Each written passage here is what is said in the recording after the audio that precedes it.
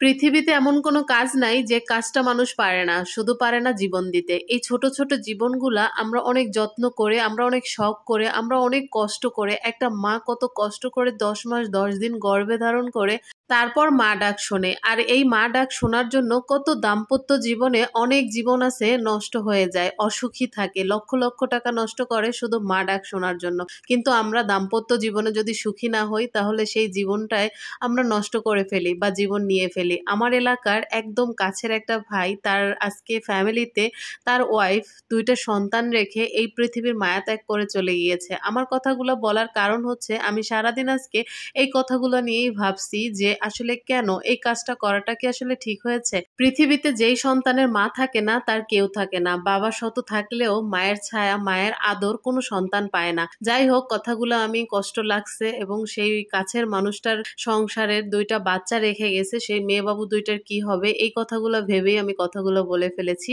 মূলত আমি মেলায় গিয়েছিলাম হেয়ার ব্যান্ড কেনার জন্য। আমার আসলে ইদানিং একটা একটা করে সব ব্যান্ডগুলাই ভেঙে গেছে, একটা ব্যান্ডও ছিল না, যার জন্য আমি মেলায় গিয়েছি হেয়ার ব্যান্ড কেনার জন্য। যদিও আমি মনের মতো করে হেয়ার ব্যান্ডগুলো পাই নাই।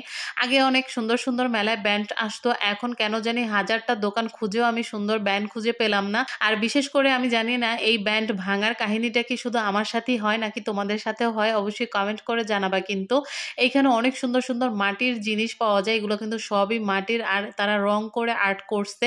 অনেক সুন্দর সুন্দর জিনিস শোপিস আকারে রাখা যায় বা এই জিনিসগুলা ছোট ছোট ফুলদানি টপ হিসেবে ব্যবহার করা যায়। তোমরা যারা মেলায় ঘুরতে আসতে চাও অবশ্যই তোমরা 24 তারিখের মধ্যে মেলায় ঘুরতে আসতে পারো, কারণ এরপর 24 তারিখের পর আর মেলা থাকছে না। আর এইখানে কাপল ভিডিও চলছে, তারা পিকচার তুলতেছে, আমি একটু স্ন্যাপ নিয়ে নিলাম।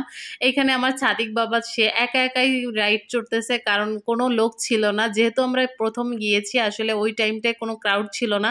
আর ও তো আসলে রাইডে উঠবে, যার জন্য ওকে একা একাই রাইড করতে হলো। আর এখানে বেলুনগুলো এত সুন্দর করে সাজাই রাখছিল, অনেক সুন্দর লাগতেছিল। আর আমি তো শুধু বারবার ঘুরে ঘুরে শুধু ব্যান্ড দেখতেছিলাম যে কোন দোকানের কালেকশন গুলো সুন্দর, বাট একটাও সুন্দর ছিল না।